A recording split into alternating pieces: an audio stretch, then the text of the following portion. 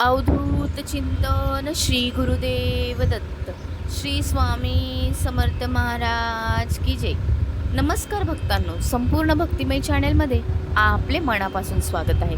आजच्या व्हिडिओमध्ये आपण जाणून घेणार आहोत की स्वामी भक्तांना खूप प्रश्न पडतात, तर ते प्रश्न कुठले आहे आणि त्याच्यावर उत्तर काय आहे. चला तर मग आजच्या व्हिडिओला सुरुवात करूया. पण त्याआधी संपूर्ण भक्तिमय चॅनलवर जर नवीन असाल तर चॅनेलला सबस्क्राईब करायला विसरू नका आणि व्हिडिओ शेवटपर्यंत नक्की बघा, म्हणजे तुम्हाला पडलेल्या प्रश्नांची उत्तरे तुम्हाला नक्की मिळतील. चला तर व्हिडिओला सुरुवात करूया.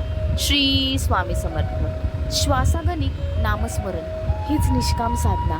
साधनेस ध्यान धारणेस सुरुवात करायची आहे. नामस्मरण करायचे आहे. कधीपासून करू? कुठले आसन घेऊ? रोज एकाच जागेवर बसून जप करू का? खुर्चीवर बसून करू की जमिनीवर? कुठली माळ घेऊ? प्रत्येक जपाला वेगवेगळी माळ घेऊ का? जप सकाळी करू की संध्याकाळी? आंघोळ करून जप करायचा का? हे स्त्रियांनी करायचे की पुरुषांनी? प्रश्नांची मालिका संपतच नाही. बरं, इतके प्रश्न विचारून शेवटी जपास सुरुवात झाली का? असो, मुळातच परमेश्वराचे नामस्मरण करावे हा विचार मनात येणे हीच गुरुकृपा आहे असे समजायला हरकत नाही. संकट गळ्याशी आल्याशिवाय परमेश्वराची आठवण येत नाही. आईला मुलाची आठवण मंगळवारी सकाळी, शुक्रवारी दुपारी येते का? नाही ना. मुलाची नाळ आईशी जोडली गेली आहे, म्हणून आई कुठेही असो सदैव आपल्या लेकराचा विचार करते, हो की नाही? अगदी तसेच माऊलींचा विचार भक्तांच्या हृदयात सतत असतो. मग जप करायला काळ, वेळ, दिवस, आसन, खुर्ची हे सगळे आवश्यक आहे का? नाही, हे सगळे दुय्यम आहे. श्वासागणिक नामस्मरण निष्काम साधना आहे. जगात काय चालले आहे याचा विसर पडला पाहिजे. स्वयंपाक करताना, कपडे वाळत घालताना, भाजी निवडताना, बस ट्रेनमध्ये प्रवास करताना, नित्यकर्म करताना क्षणोक्षणी त्यांचे स्मरण, त्यांचेच नाव मुखी असावे, तर सुख आणि दुःख सारखेच वाटेल. आपण त्यांच्या अस्तित्वात विलीन होऊन आणि व्यर्थ गोष्टी मनाला त्रास देणार नाही. अर्थात ही अवस्था यायला वेळ लागेल, कारण त्याला अडथळे म्हणजे टी व्हीवरील मालिका, सोशल मीडिया अशी अनेक साधने आहेत. पण तरीही मनाचा निर्धार केला की मी निदान 5 मिनिटे तरी रोज काहीतरी साधना करणार, तर मग त्याची गोडी लागते. देवालाही भक्त हवेच की, मग त्यालाही आपल्या लाडक्या भक्तांना प्रचिती द्यायला लागतेच. एकदा प्रचिती आली की मग श्रद्धा दृढ होत जाते आणि मग स्वामी महाराज किंवा देवता आपल्या तना मनावर राज्य करू लागते. आपले फॅमिली डॉक्टर जसे एकच असतात, अगदी तसेच आपले सद्गुरू, आपली कुलस्वामिनीसुद्धा कपड्याप्रमाणे रोज त्यात बदल अपेक्षित नाही. तो चाळा व्यर्थ आहे. एकच गुरु करा, पण त्याचे पाय घट्ट धरून ठेवा. सेवा करत राहा.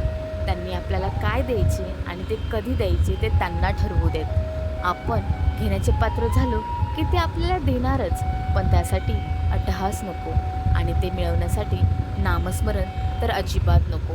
दिवसातून आपली 100 वाक्य असतात. मी पारायण केले, मी जप केला, मी हे केले, मी ते केले. नख शिंकतात. अहंकार आहे आपल्याला. मी गुरुचरित्र वाचतो, मी हे करतो, मी ते करतो. अहो, तुम्ही आम्ही हे सर्व करणारे कोण? ते करून घेत आहेत आपल्याकडून. म्हणून महाराजांनी आज माझ्याकडून पारायण करून घेतले हे वाक्य अधिक समर्पक होईल आणि हे ऐकायला आवडेलही आपल्या आणि आपल्या महाराजांनाही. त्यांना सर्व श्रेय दिले की आपल्याकडे मी राहणार नाही, त्यामुळे अहंकाराला वावसुद्धा राहणार नाही. डोळे उघडले की महाराज आणि बंद केले की महाराज. मनाची अवस्था यायला मग फार वेळ लागणार नाही. हळूहळू प्रापंचिक संकटे क्षुल्लक वाटायला लागतील. सगळे मनाचे आणि शरीराचे आजार दूर पळून जातील. सगळा प्रपंच हा त्यांच्यावर सोडून द्या. मग बघा, आत्यंतिक आनंदाची अनुभूती येणारच. आपल्याला कारण नसताना मोठ्या वाटायच्या, त्यात आता किड्यामुंगी समान वाटू लागतील. त्यांना कारण नसताना दिलेले अन्यसाधारण महत्त्व कमी होऊ लागेल आणि जीव त्यांच्यात गुंतून राहील. जे होत आहे ते त्यांच्या इच्छेद्वारे होत आहे. एकदा आपली निसीम श्रद्धा जडली की दुःख संकटाची होळी झालीच म्हणून समजा. हीच भावना मनात असते, म्हणून लाखो वारकरी चंद्रभागेच्या काठाशी उभे राहून फक्त कळसाचे दर्शन घेऊन माघारी फिरतात. प्रत्यक्ष माऊलीच्या दर्शनाची मग गरज उरत नाही. आपली एक एक पावले मृत्यूकडे जात आहेत. वेळ कमी कमी होत आहे, तेव्हा आता तो वेळ फुकट न घालवता ह्या आणि पुढील जन्माचे सुद्धा सार्थक करण्याची एकमेव संधी म्हणजे अखंड नामस्मरण. मग ते घरात बाहेर कुठेही असो, जिथे असो तिथे नाम घेऊन एकदा अंगणवळणी पडले की मनालाही त्याची सवय होईल आणि नेमुखी फक्त नाम असेल. म्हणून पुन्हा सांगावेसे वाटते, प्रश्न थांबवा आणि नामस्मरण सुरू करा. आपला भाव ते ओळखतात आणि म्हणूनच त्यांच्या सेवेची संधी त्यांनीच आपल्याला दिलेली आहे. त्यांचे सार्थक करूया आणि जीवन खऱ्या अर्थाने जगूया. अखंड नामस्मरणाचे